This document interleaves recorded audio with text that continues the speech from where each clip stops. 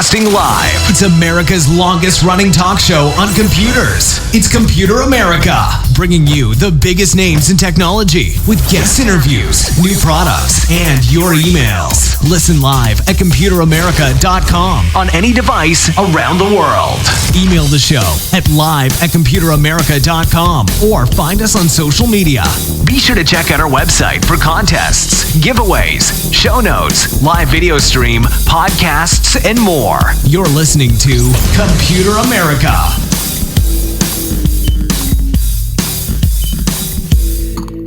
Hello and welcome into the Computer America Show. We are the nation's longest running, nationally syndicated radio talk show on computers and technology. Thank you for joining us. I'm your host, Ben. And I'm your co-host, Carissa. Perfect. And everyone, welcome into today's program. So today on the show, we have the one, the only, Mr. Mike Cermak. He is the owner-operator of TechGuide.org and, of course, longtime Computer America correspondent. We definitely enjoy having him on, and we'll introduce him in just a moment. But before we do, computeramerica.com, that's where you'll find everything, past shows, future shows, show notes, articles, reviews, podcasts, video archives, anything that you need to know about Computer America, you can find it in one place. Definitely check that out, computeramerica.com, as well as links to social media at Computer America on all socials. I actually just shared a video of this like DIY robot kit, and it got me good. It was a very funny video. I highly encourage you to go check out that video.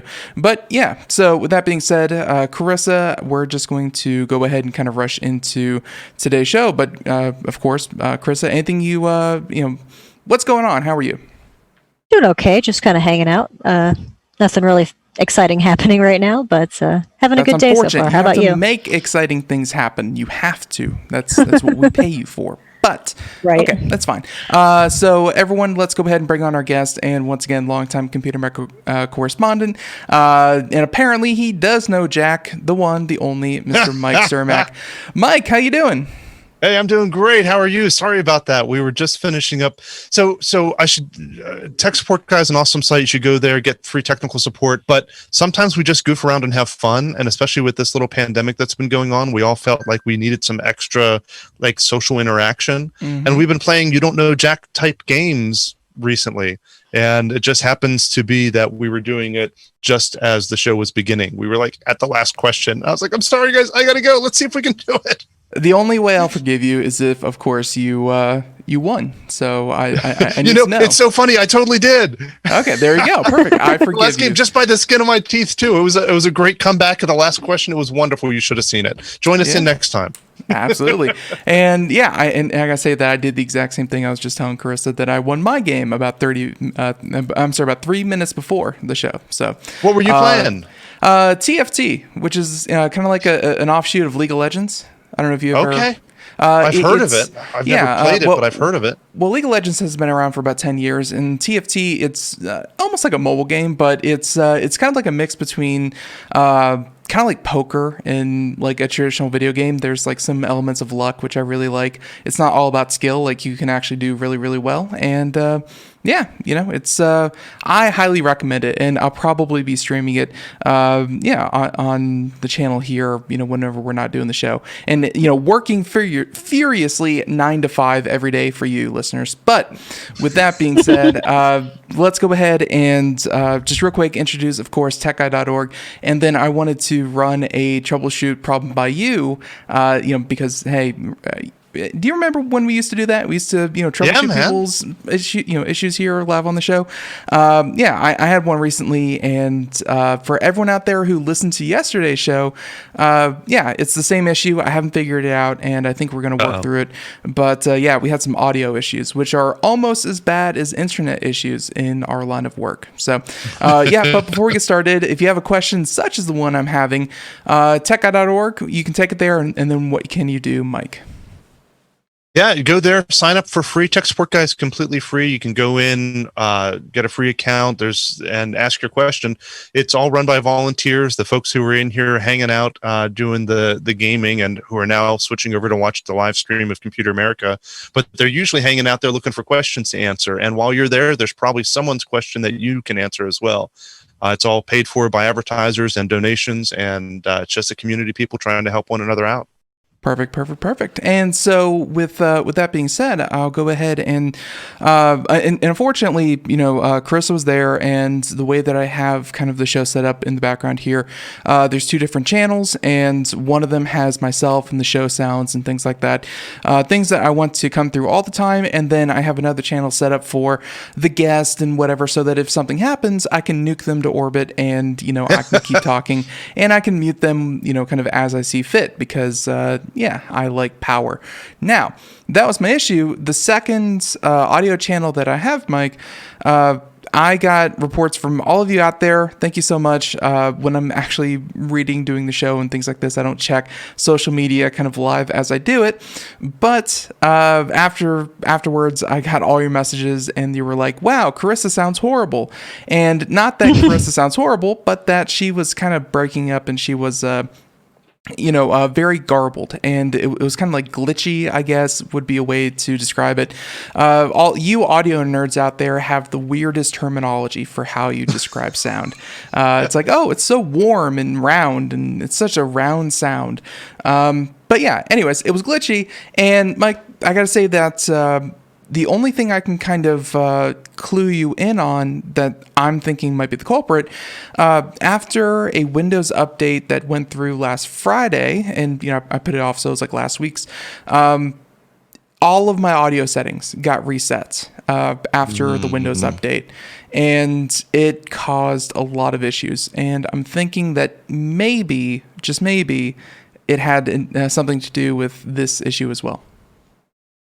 Interesting. I always blame Windows updates on any kind of weird issue, whether or not it's actually related to it. So the problem was that it was going out the stream. Her audio wasn't sounding good, but it still sounded okay to you?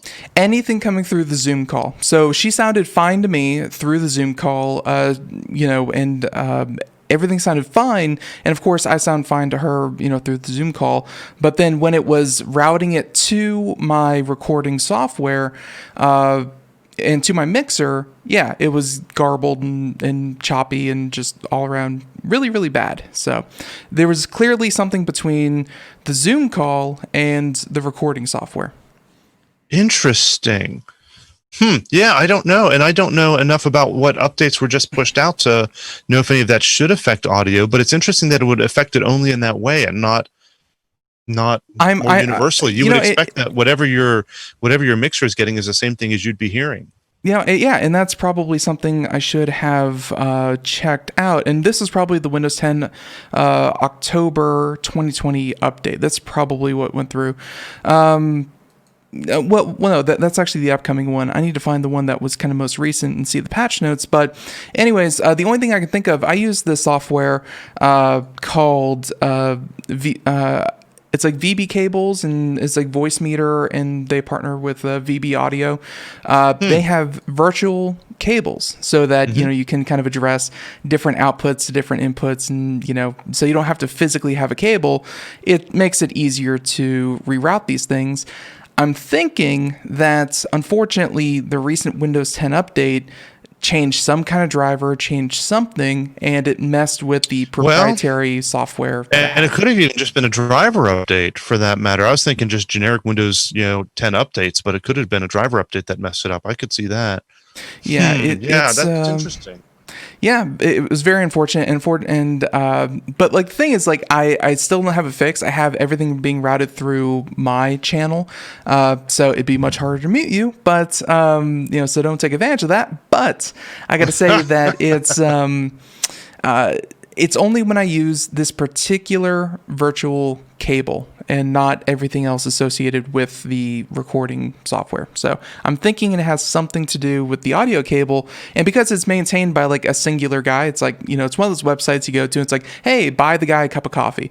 It's one of those sites. I might have to wait a little while before it's updated. Is there a forum or a listserv or anything? Is there anyone talking about the same issue? Checking these kinds of things. I did actually not do that. So, and I can actually, kind of throw it up. As a guy who runs a forum, that's always my instinct. Like, what's the community saying about this? Yeah, and this is the website here, VB Audio. Highly recommend the stuff. It's all donation. I've not heard of this one before. There's been a couple different ones I've heard, and most of them are commercial products that cost like hundreds of dollars. Yeah, no, and it's this one is donationware, so you can do it for free, or throw a buck or two at the guy, and it definitely helps in kind of this whole mess here. And you can download multiple, so it's not just one cable, but you can actually get like 4 or 5 of them. Really helps when you have multiple kind of audio sources and audio outputs and recording and things like that. I remember back in the day when I used to run a podcast, I literally had a soundboard and literally had cables in it and had to do mix minuses and stuff, and it was a real hassle. Having it virtual sounds awesome. Oh, no. It looks like they do have a... It's still a hassle. I mean, the only thing is, like, I actually prefer everything to be kind of software-wise, because I can make, like, a backup and kind of flash it over. And, like, if you're watching the video portion, this is kind of what you're seeing. Just like a regular mixer with the cables and, VB audio cable A, B, whatever, and have them routed to different places. And I prefer everything software, so that if I have to go to, say, CES, I can just kind of take a copy of everything and travel light physically, but still have all the capabilities software-wise. So personal preference, but obviously it comes with hiccups such as these. Yeah, everything does. There's pros and cons to everything. It's interesting. Well, see, this is from April. I do see that they have a forum, but anyhow, we don't have to bore everybody with that. But that is, and that's just it. Even after the Windows 10 2004 update, I also had issues with sound. Yeah. Was that on their forum or was this? This is on their forum. I had some high frequency static noise. I couldn't hear it, but the Spectrum Analyzer visualized it. That might be something similar, but I also did not see it on kind of the visualizer. But I just want to say that I wish there was a way to put off Windows updates forever, but Windows said don't do that. So now, does Windows? Maybe someone else probably already knows this. I know with Windows 10 Home, you can only put them off for a short period of time. 2 weeks. Is that also true with Windows 10 Pro? Did I say that backwards? I think I said that right. There's the Home, the Pro, and then I think the Pro is the corporate. But either way, the Pro. There is an Enterprise as well, but I think with the Pro you can put it off indefinitely, or am I mistaken? I could be mistaken. 6 months. 6 months for the Pro? Okay. Yeah. 2 weeks for the standard Home, 6 months for the Pro, and I think Enterprise is like 2 years, and obviously you're Enterprise, so you could probably, contact Microsoft. But yeah, eventually you have to bite the bullet. And which I understand. The reason that Microsoft wants people to do that is because people don't install updates, and then there's computers that get viruses and it spreads, and it's, you got to force people. Sometimes you have to force the vaccine, Ben. That's what I'm saying. Sometimes you need... Oh, sorry. Yes, you have to go out there with a Ferrari dart and just hit people in the neck and just it's for their own good. I don't think I'm going to take that political position right now. Indiscriminately target children and women and just I think I'm going to step back from this one.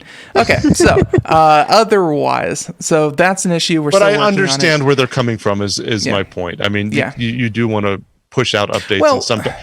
Yeah. And again, as someone who ran a forum, even back in the glory days of Internet Explorer, and I'm sure that you saw kind of your visitors and how many people were using which browsers and things like that.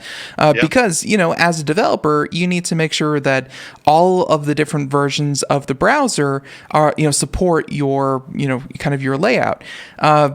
When you don't force updates, you get the Internet Explorer kind of conundrum where you had people on Internet Explorer 4, 5, 6, 7.1, 8, 8.123. Like you had, dozens of the same operating system, the same browser that had no cohesiveness to them. And it was a problem.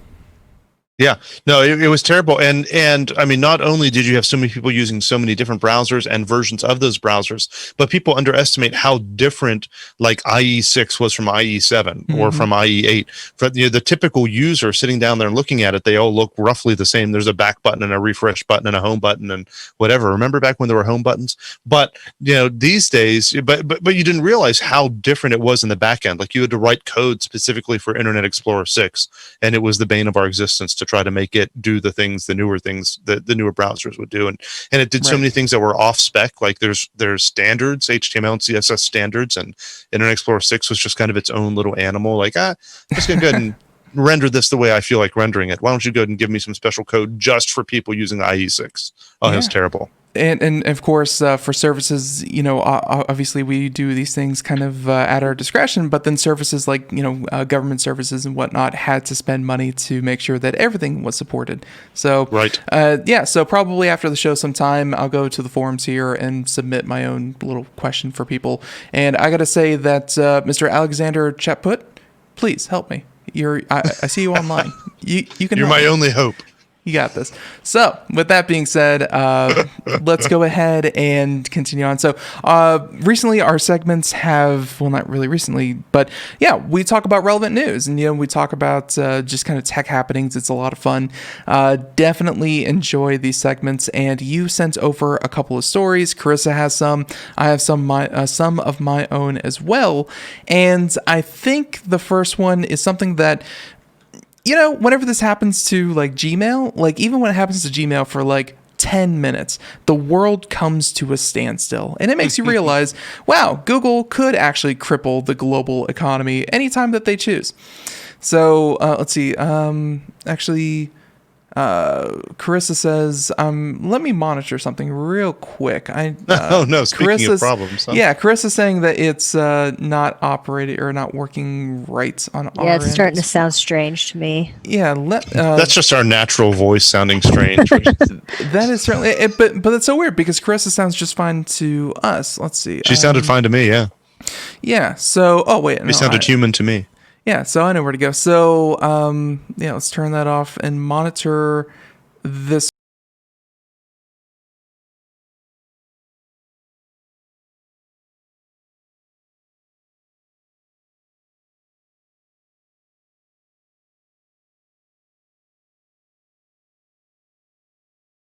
So we're going to turn that off. And everyone sounds normal on our end. Carissa, hang in there. Everything's messed up. Right. And it's Microsoft's fault. They only have, they only operate 97% of computers. You'd think they know how these things work by now. But yeah, we'll make it work.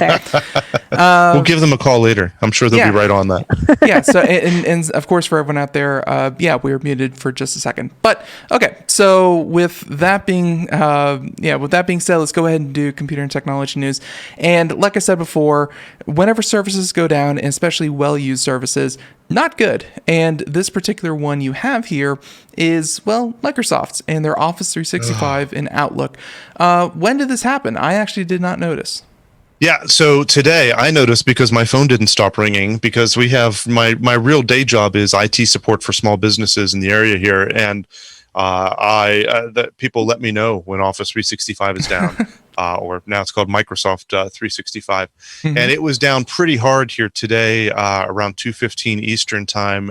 We just completely lost everything. You couldn't even check email or send email. Outlook wouldn't connect. The Office portal for admins has been offline for, I would say, most of the day today. It's been pretty terrible, and it's kind of a reminder of all the way back to last week, where they were down for 6 hours. It's not, people are joking. It's not, Office 365. It's Office 363 now. It's har. Yeah, and I didn't even have your soundboard ready. Where was my drum? Let's see. So he made a joke. So I guess I'll accept that. That's close enough. Good enough. So, so of course, with that being said, I mean, Microsoft, they sell this as a service, and you think it's up continuously. When it's not, like you said, you will definitely hear about it.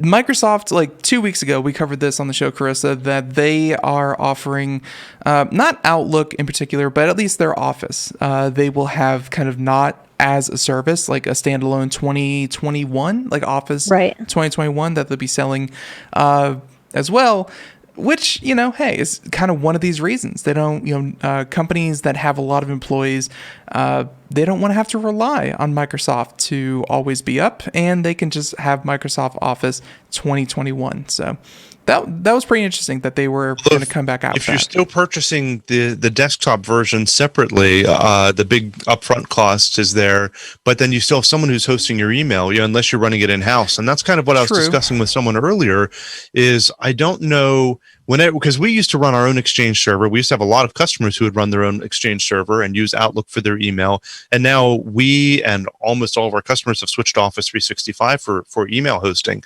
And, it's a pain and it's very noticeable when Office 365 goes down, but it really doesn't happen all that often. And I don't know if their downtime is really any worse than what ours was. It's just that whenever our servers went down, I could go do something about it instead of just sit around and whine about it. So I don't know, but it feels really bad though. After the big outage last week, to have another one today is not a good. Clearly something is happening there. And if I had to guess, it's this upcoming October fall update, because usually the fall updates are pretty substantial for Microsoft when they push those. So it's hard to say what's happening behind the scenes, but it's been painful and noticeable for a lot of people. But what are you going to do? I mean, that's what they say, right? Is that the cloud is just someone else's computer. Yeah, exactly. And one of the reasons that you need, yesterday we did a whole segment about making backups and the difference between offsite backup and cloud backup, because they are very different. One you can set up at a friend's house or set up at somewhere else, and you could have hard drives and network attached storage, and kind of set up your own cloud, as opposed to relying on Amazon to have everything work all the time, which is still a pretty safe bet. So. Yeah, I agree with you 100%. And, I know a lot of people who don't trust the cloud for various reasons. And I understand some of that. I would say that in general, Microsoft and Amazon are going to be able to run servers more reliably than I can. And that certainly the average user could. But, and their internet connection is probably going to be more stable than mine. But I won't mention, Comcast by name. But... But that said, I still don't want to have all of my eggs in one basket. So even though I have Office 365 for my email and we use OneDrive in my company, we still have a Synology drive at one of my offices that's automatically backing all of that stuff up. And so we have a local copy of it. So should something horrendous happen to our Microsoft account or to Microsoft's 365 in general, we still have all of our critical stuff there. Our email will still be down. We still won't be able to receive or send emails as long as they're down. But I still have a copy of every email that we've ever sent to receive that's locally stored, and all of our OneDrive stuff is still there. Like, we're not completely blown out of the water. And I think that's the smart thing to do. I mean, I think that relying on these companies to do the thing that they do makes sense. But like I said, I don't like having all my eggs in one basket. And suspenders, absolutely. Yeah, there you go. Right. Yeah, and we'll go with the Craig Crossman routine of belts and suspenders, and we'll we'll go ahead and just say that. So, ladies and gentlemen, once again, if you noticed any kind of service interruption between Microsoft Office 365 and Outlook, it was not just you. It was everyone. So Happy days there. Okay, so that's story number 1. Story number 2, and Chrissy sent over a bunch of really cool ones, and I wanted to actually touch on one of mine real quick, and then we'll kind of pick one from your stories. Mike. Carissa, Mike first, then Carissa. Do you, and we'll kind of put this up to a vote. Do you want to talk about the new iPhone rumors, because they just announced October 13th, so in about a week we'll have an announcement? And would you like to talk about rumors real quick? Sure. I'm more of an Android guy. I have a MacBook and an iPad, but I try to stay on top of all of them a little bit. Mm-hmm. Well, and of course Carissa passes her vote, so democracy reigns. We win. So I'm assuming, Carissa, that's a yes from your part. Yeah, it's fine. We could talk about Apple, I guess. Perfect. Are you an Apple girl, Carissa? Absolutely not. I'm straight Android. I actually have a vendetta against Apple. Oh, wow. See, I don't go that far. I try to be at least a little bit aware of everything. There's pros and cons to everything. I'll just leave it like that. She's actually a Windows Phone kind of girl, but yeah, we all saw how that didn't work out. You know what? In all well seriousness, Palm OS. That was my mobile OS. Do you guys remember Palm? In all seriousness, I think it still exists. What's that? I think Palm OS still, yeah. Yeah, or what they call Web OS is that what it became called? I think so. Something like that. And I think it got bought by HP, and I think it still runs in some printers or something. And it was awesome. But in all seriousness, I'm gonna give Craig some props here. That's how I learned about it. Is I was at CES, and Craig got some media invite to Palm's newest thing coming out, and I was like, I don't want to go to. Who cares about Palm? And I went to it and it was spectacular. And I bought so many Palm WebOS phones after that, and I loved it until it got killed, and and history happened. But don't worry. Anyhow, but I still have one laying around somewhere. If Razer is anything to go by, they will bring the Palm Pre back, and it will cost $3,000. Palm Pre. It was so far ahead of its time, man. It had you would swipe up, and you'd see all the different cards of the different apps you were running, and you'd be able to swipe them away to close them. And just like every modern mobile phone does now, they did it first. They had so many great. Yeah. Anyhow. All right. Yeah. Are we talking about Apple or Palm? I'm confused. Well, and also fun fact. I mean, Microsoft was the first one to bring out a tablet, fully mobile tablet, and that didn't catch on either until, of course, the iPad came out. So, yeah. So hey, that's one reason to talk about Apple is because Apple, love them or hate them, they are trendsetters. They, or at least they used to be. But hey, we're going to talk about what is potentially going to be announced next week. And just real quick, this invite was sent out to the press, and essentially it's beautiful. But it's also high speed, as in hi, hello, speed. Please join us for a special Apple event from Apple Park, October 13, 2020, 10 a.m. Pacific. Mark your calendars. I'll probably wait for the highlights. Not going to get tuned in for that. But some of the rumors, such as this gentleman here, with a very Chinese name, so Chinese that I cannot read it to that extent. Love to dream. Let's just go ahead and say that. But very succinct tweet saying the 12 mini, the 12, the 12 Pro, and the 12 Pro Max. Essentially, what he's hinting at is 4 different kinds of phones. And I'm trying to think about the 11. The 11 had the 11 Pro, and the 11 Pro Max. And the iPhone 11 was kind of, none of these are threadbare. Like the cheapest one came in at like $900. It's still a very expensive phone. The 11 Pro had a better camera, faster processor, things like that. Came in at like $1,100, and then the Pro Max was the larger form factor, a little bit better camera even then, and a little bit better battery life, and that cost you like $1,300. But now it looks like we may have essentially the same lineup with the 12, and we're going to hear about, kind of some of the other features, but a potential mini. And I don't think Apple has had because they've had like the standard 4.9-inch phone, like, most people do, as well as like the 6.3-inch larger form factor. A mini phone, which I'm guessing would be, I don't know. Smaller, probably? I don't know what this could be. I think it could be like an iPod Shuffle, except it's like shuffle size, but then they have to implant something in your brain so that way it just talks directly to your brain.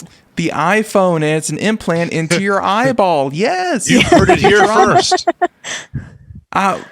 Mike, any ideas what a potential mini could be? No, I think that's probably right. I think it's just an iPod or an iPod Touch type device. I would little imagine. iPhone, an EYE phone. Right? Yeah. What? I don't imagine that small. Well, it looks like they have another leaker who is pretty reputable, and he's accurately leaked information about Apple and Google in the past.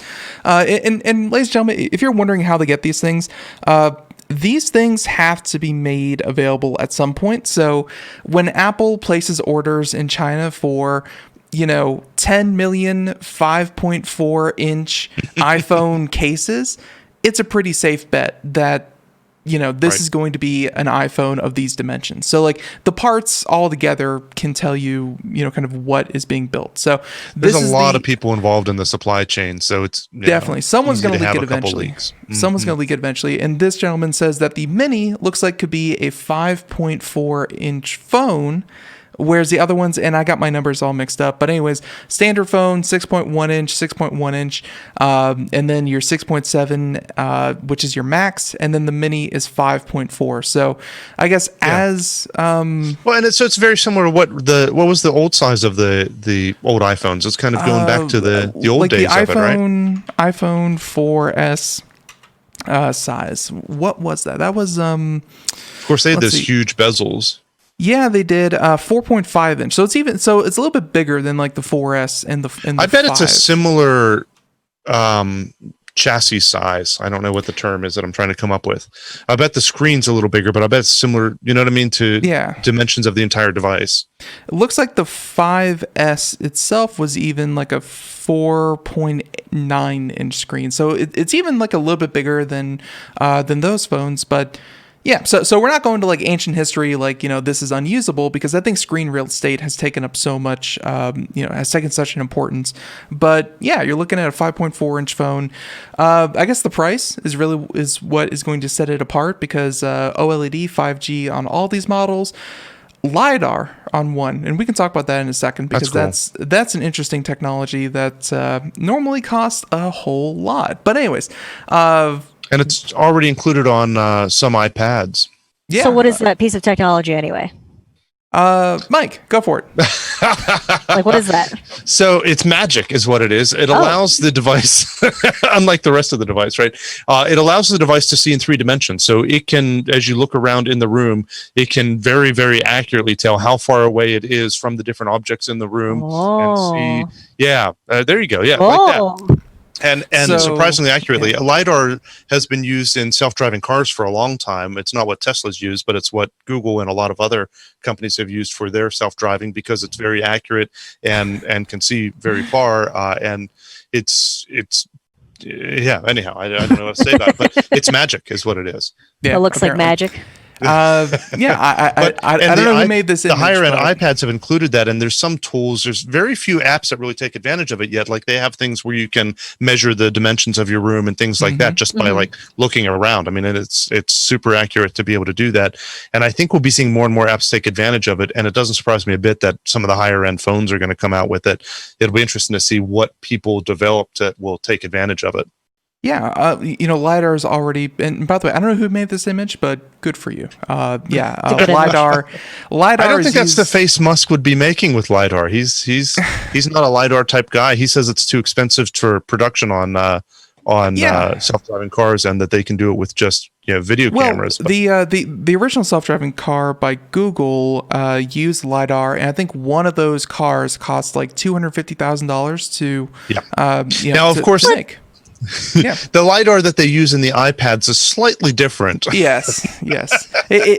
It definitely, if anyone out there sees the Google street cars with like the little spinning, kind of looks like a camera on top, that is the thing that is emitting, kind of emitting the signal and catching it. And again, it costs way too much money to put it into any kind of production car. Elon Musk is absolutely right. But hey, you got to map everything. And, when you get an image like this and you can in real time see, essentially let the computer see, very, very important to do that. Well, and I could see this being used for augmented reality, where you could, move your iPad or your phone around or whatever, and, it could put something in that space.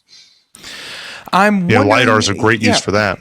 LiDAR will definitely be used for augmented reality, just like you said. It's also going to be used for measuring, more and more so. You're going to be able to kind of just take a picture, I wouldn't be surprised if it like sent out a blast or took like LiDAR readings as you took pictures, and you could even get some kind of data embedded in the photo that could say, oh, this was, this person was 10 feet away, or this was, this kind of far. Like, if you wanted to do, we're doing some renovations around our house, and I wouldn't be surprised if you could like take a picture of like, let's say a countertop, and it could measure the countertop by just taking a picture of it. Things like that would be completely possible. Right. Yes. So there've actually been things like that.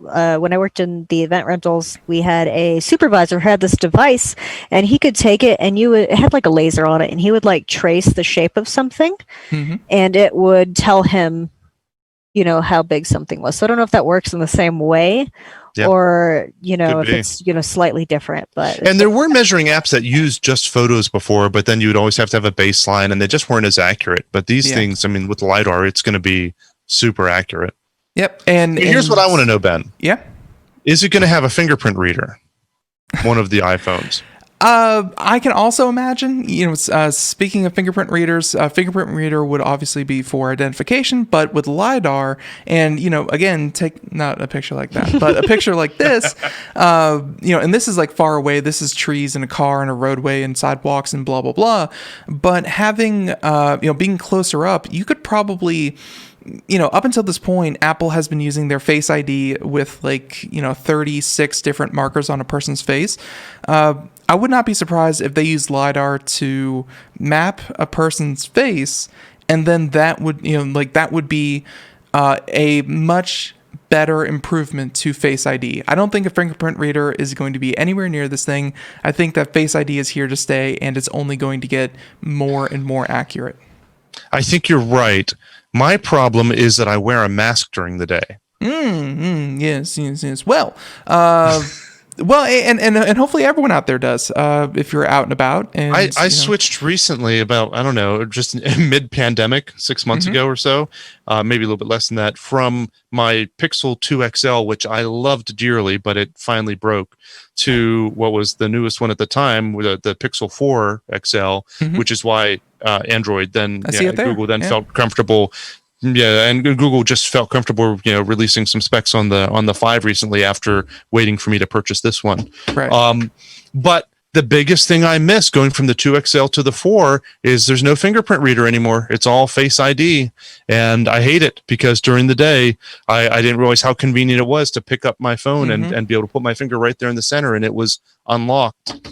I did the same thing with my phone, and when I picked it up, I got in the habit of just kind of picking it up and kind of grabbing it so my thumb positioned right over the little button, and it would just unlock itself, just like that. But I miss that greatly, and it would not shock me for Apple to bring it back on some, but probably not all of the phones. Maybe the minis. There's some rumors of that they will have some under the screen sensors to be able to do that on some of the phones. I don't know. Apple is so hard, as you said, into Face ID and so, anti-fingerprint over the last few generations. I don't know if they're going to swing. They're not really known for going backwards. But boy, this would be a good time to do it. The only way I could see it is maybe on the Mini, because the Mini is going to be $100 less, and one way that you could kind of shave some money. Shave some cost instead off. Of Face ID. Yeah. That's you could possible. I could see them doing the opposite, being like, "Hey, you want the super great Pro Max extra version? Then that's the one that has the fingerprint reader in it, as well as Face ID. You can use either one." The only thing and so far none of these leaks have said anything about the back. Like maybe a fingerprint reader on the back. That would be completely new for. I loved that. I loved that in the Pixel 2, and I'm told that they got rid of that for thickness. I guess the fingerprint reader in the back adds sense. Too much thickness to it, and everyone wants super thin phones for some reason. I'd rather have it be a little bit thicker. I need it super thin because I put it in a case every time. So right. Yeah, right, exactly. So, but the rumors I've heard with the iPhone, with the higher end ones, is that it's going to be an under the screen sensor, and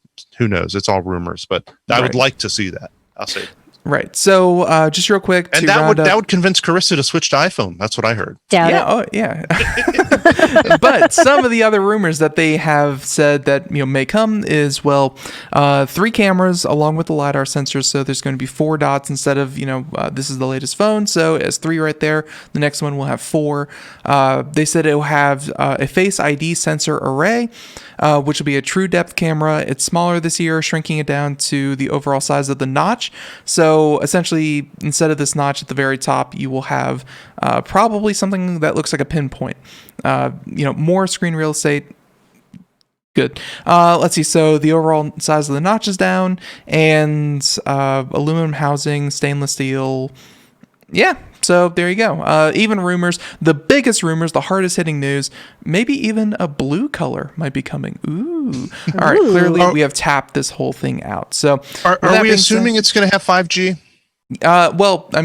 So far, looks like all of the models will have 5G or be capable of 5G. Because the original rumors that I heard from months ago was that they were not doing 5G this version, that it's going to be the next one before they do 5G, which kind of makes sense because I'm kind of an anti-5G guy because I think it's kind of overblown. I agree. I'm not in one of the 3 cities that have 5G if you're standing at the right corner. But so I that's what I originally heard. But now that I see the invite for it, high speed, it makes me just assume, obviously, at least some of these things are going to be 5G, right? Yep.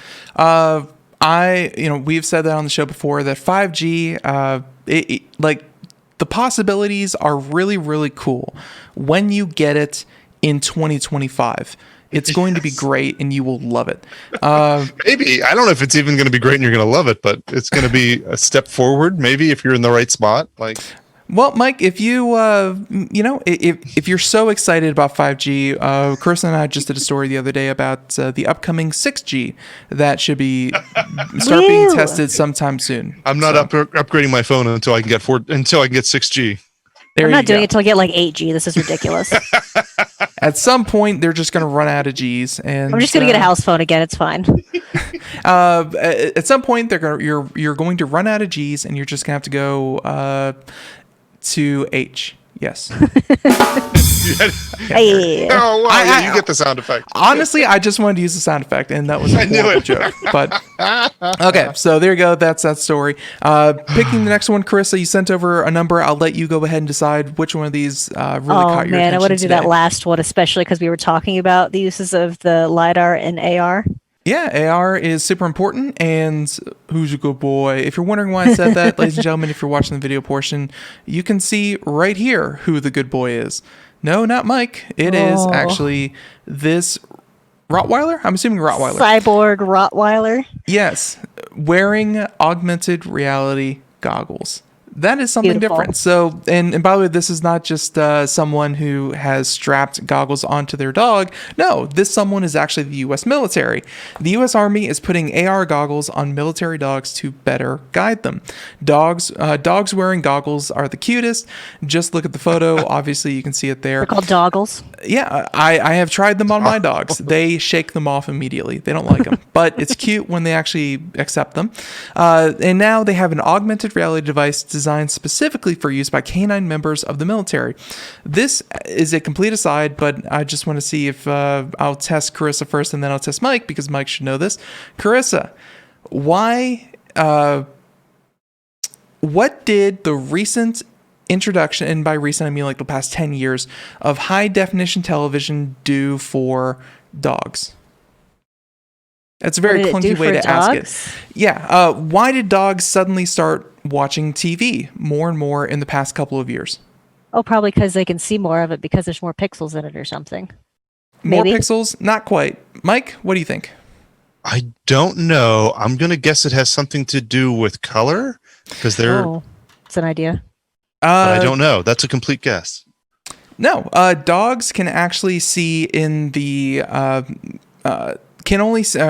Dogs start seeing pictures or motion pictures at about 60 hertz.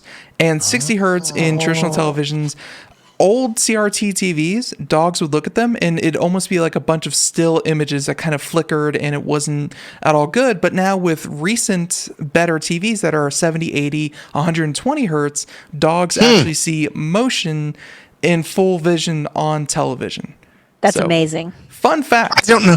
I have so many questions. How do we know this? I'm skeptical. Right. They asked the dog, and the dog was like, "Oh, that looks so much better." And I can understand how a dog's eye could develop to sense light differently, but to sense frame refresh differently, I don't. I mean, if you think about Tyrannosaurus Rexes, if you don't move, they can't see you. So, like, if the dog's not picking up on the movement, then it can't see you. Maybe.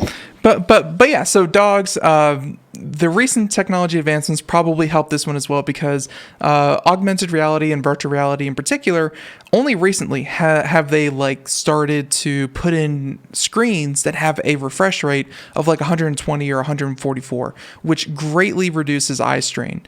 Even in humans, like having like a 30 frames per second, very annoying to watch, especially with something so close to your eyes. So anyways, dogs, military, love it. Yeah, so the human handlers don't have their companions' abilities to sniff out bombs and could accidentally set them off. They could also be triggered while they're working out in the open. These goggles will allow them to issue directional commands from afar while they're out of sight.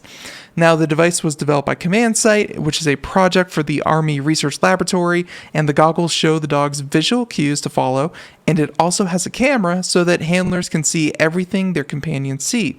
That means that there's no need for the handler to be nearby to issue hand or spoken commands at all. So, Wow. Yep, that makes a lot of sense. But man, you look at the pictures of these dogs wearing this. I don't know.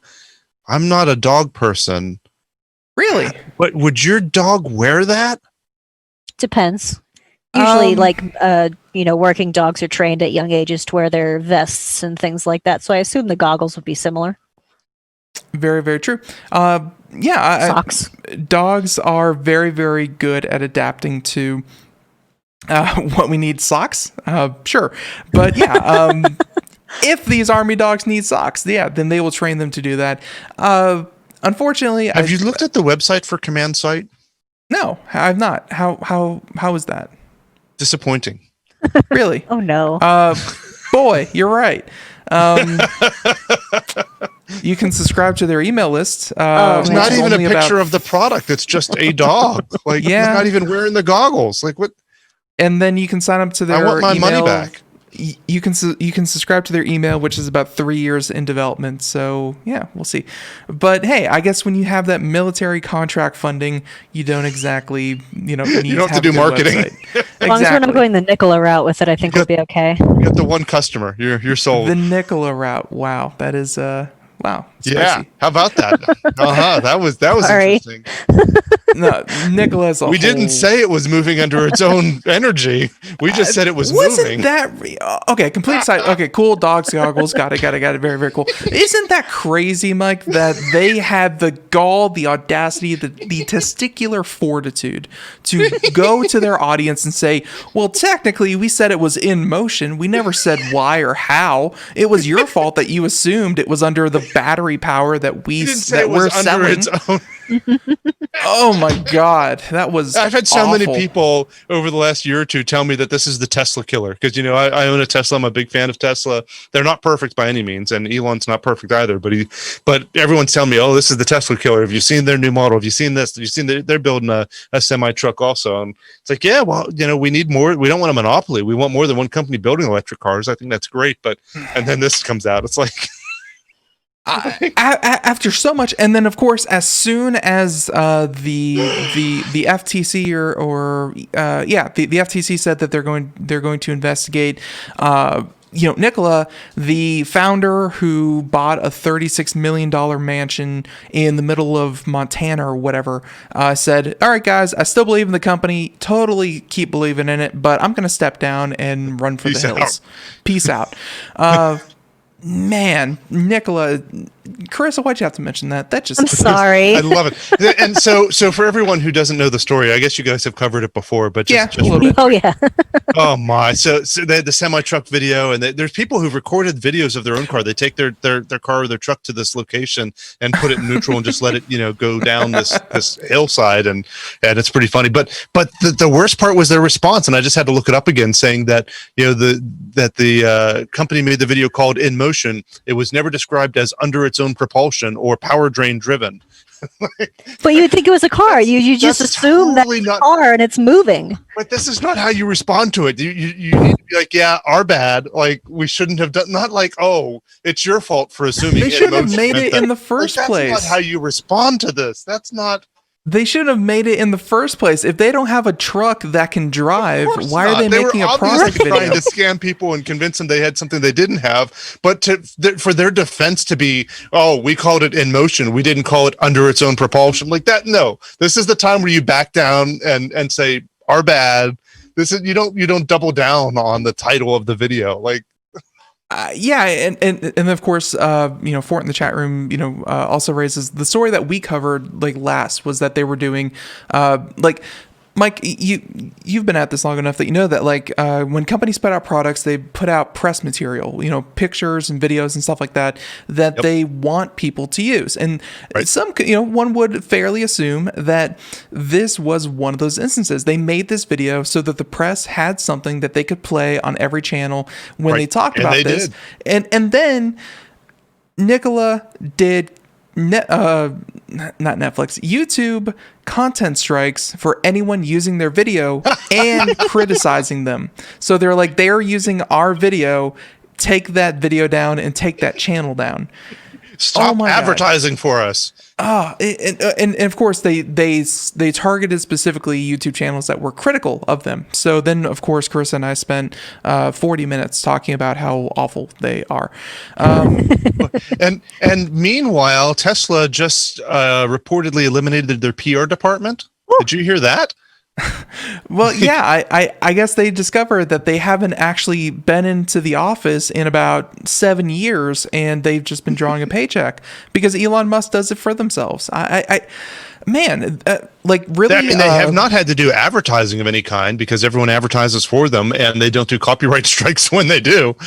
Yeah, let's see, Tesla PR department. I just put the link in the chat for you. Yeah, you did. Yeah, I got one. From I don't want you to work too hard. You got one from the New York Post, which take one or the other. Okay, so wow, that is very messed up. So here we go. Okay, New York Post. Tesla reportedly eliminates its PR department, and New strategy for dealing with journalists: don't deal with them at all. Well, that's good advice. Vehicle sells itself. I mean, I guess it's. I can't argue with that. I think it's right. weird. At certain points in its company history, Elon Musk, people have said that Elon Musk is the brains behind the whole operation. He is the charisma, the face, the whatever. He is the person that is driving Tesla forward. And then other times, everyone's like, if only Elon Musk shut up and stopped tweeting, then maybe this company has a chance. And it has flip-flopped. I've said that about forth. This country too. Yeah, absolutely. Oh, sorry. And it has flip-flopped back and forth, and I guess we're at the point where, well, Elon Musk is doing the PR part himself, and this almost goes into the same category as Tesla. Elon Musk deleting the Facebook page for Tesla, and that was. Is it still gone? I haven't looked. Yeah. Oh yeah. And even more companies have deleted their Facebook presence. Turns out, if you are a multi-billion-dollar conglomerate, you can afford to not be on Facebook. It's great. Not a lot of other kind of smaller companies can afford to do that. By the way, at Compute America on Facebook, follow us. Okay, so with that being said, Carissa, you sent a YouTube video. What is that, real quick? Oh, it's "Don't Doubt Your Vibe" by Elon Musk. Oh, yeah. I am so sorry. So I just keep trying to insert that into things. I just feel like it's so really important. concerned I just if love it. You don't have to play it. Can you hear this? Wait, actually, I got to change one thing. Okay, we're gonna play this softly in the background. Don't Doubt Your Vibe by Elon Musk. Yeah. Can someone give me a backstory? I think Elon he Musk just started using his made girlfriend's music. equipment. Elon Musk made music. This is real? Yes. I've not heard about this. Don't Doubt Your Vibe. It was released February 1st, so not even April 1st, but February 1st, 2020. And Maybe I did hear about that. Obviously, his girlfriend / wife, I think it's his girlfriend, is a musician herself. So, he probably had some help making this. But hey, Elon Musk, he does what he wants. He has plenty of free time. So, with that being said, there's that story. And real quick, because we have time for this one as well. You sent over the story, Mike, and we have it here in one of the many. I think we'll do this one from PCMag. Great publication, but Elon Musk public beta for SpaceX's satellite internet will start soon. And finally, everyone out there will start to see, wow, this too is overhyped. But yeah. Do you think so? I hope not. I'd love for there to not be a monopoly of internet providers in my home. I'd really love to be able to get internet from someone else, anyone else. Please, Ben. The only way this is not going to crash and burn, which is exactly what you don't want satellites to do, is kind of like a closed beta, a public beta. I feel like allowing anyone to log onto it, they're so well known and they're so well publicized that if too many people get on, it will completely short out the network. So I hope that they have a small amount of people that can actually do it per day and give it a try. because if it's too many, that initial response is going to be awful. But I mean, the idea, again, for anyone out there who does not know what SpaceX satellites and their giant mesh network is, their dream is an internet everywhere. So that's not a terrible dream. And they were just doing beta tests. Where was it? Somewhere near the wildfires. They dropped off some satellites out there so that the first responders could have internet and phone. Did not hear that, but that sounds like something they would do. Yeah, and of course, many of you out there know that we've talked about this with seeing them in the sky and kind of the implications that they have for people trying to get into astronomy. As Fort just said in the chat room, if you're into astronomy, you know about SpaceX and the satellites. Yeah, you do. Who needs to see the sky? Yeah. Our response here on the show to that was screw the people trying to see the night sky. And if you want to see that, I fully endorse the plan. Just put up your own satellite so you can look the other way. Just go on the internet. You can see everything that's out there anyways. Our view was forget the people trying to look out from the Earth and see through our massive mesh network. Instead, we need to fund a trip to put put telescopes on the moon. That would be much better, or in high Earth orbit. I endorse that. Because, keeping things on the Earth's surface, probably not as good as putting them into space. So Starlink is aiming to put up 12,000 satellites. Do you know how many they've launched already? 770. Damn, you're good. It's almost like you had that right in front of you. I did. That's really impressive. That's a lot of satellites. Yeah, 770 is no small feat, and obviously every time that they send up one of their rockets, they're still sending up like 30 to 40 every single trip. So yeah, they haven't gotten them to multiply on their own yet. No, unfortunately, they don't replicate on their own. Higher orbit equal more lag, and obviously he's talking about, kind of directing the telescopes and stuff. I never considered lag to be a limiting factor in, in what those satellites actually did. That's very interesting. Yeah, that's a major issue. So I have some customers who live out in the boonies here in Pennsylvania where there is no internet. There's where they run on generator in some cases. There's no electricity in some cases, and they have internet. Satellite internet, satellite internet, and the satellite internet that exists today is terrible. It works okay for down, but not so much for up, and even then, it's high latency. And in many cases, you're actually connecting over a phone line for your for your uplink, and using the satellite just for a downlink. So at least you can download some amount of stuff, but you can't play games or do voice over IP or do video calls with it. There's just too much latency. It just doesn't work even. And so that's the big deal with this, is that they're low orbit so that they can have low latency. And some of the rumors on the latency is that, they are doing voice over IP calls on it. So I'm optimistic. I'm really hoping that it takes off. I think it would change the world fundamentally. And again, if we can put satellites on the moon, and that is our biggest issue, is how do we continue the scientific field of astronomy? There are other ways around it. And there's other benefits to that as well. Not just all these mini satellites floating around, but getting outside of the atmosphere is advantageous for other reasons. Definitely, but the point of having internet everywhere, I think, would kind of trump that from like a human perspective, because we have seen such. Say it again. I said because Comcast sucks. Is that not the end of your sentence? Wow. Comcast, Mike Cermak. So anyway, but yeah, I think having internet will fundamentally change humans to a point where, there's like anywhere you go, you'll be able to order pizza, blah, blah, blah, whatever. But also, let's just face it, that is 7.8 billion people with access to the internet in some form or capacity. That's 7.8 billion people contributing even the dumbest ideas, contributing their viewpoint, their artwork, their downloading and consuming your information. That's just doubling being able to the connect amount of to people. Wikipedia. Exactly. That is just double the amount of people on the internet contributing to a shared marketplace. And that is, either if that's a marketplace for ideas, for commerce, for anything, there's a lot of benefits to a worldwide internet. We just have to make sure that it actually works and serves all people equally. In which, hey, we talk about Elon Musk so much. Wait, say again, Carissa? I said preferably for free. I think everyone should have free internet. But yeah, we talk about Elon Musk so much. He actually does believe in these higher mind ideas, and it's really cool to talk about him. He's trying to save the world. Mars, yeah. Yeah, trying to get to Mars. So everyone, with that being said, and hopefully the data has not been cleaned or altered. It's just a pure network. But everyone, we're done. Thank you so much in the chat room. Thank you so much, Mike, Carissa, everyone out there. We apologize for any kind of technical issues, although I think they were all just on Carissa's end, which I guess is payback for... for yesterday. So that's okay.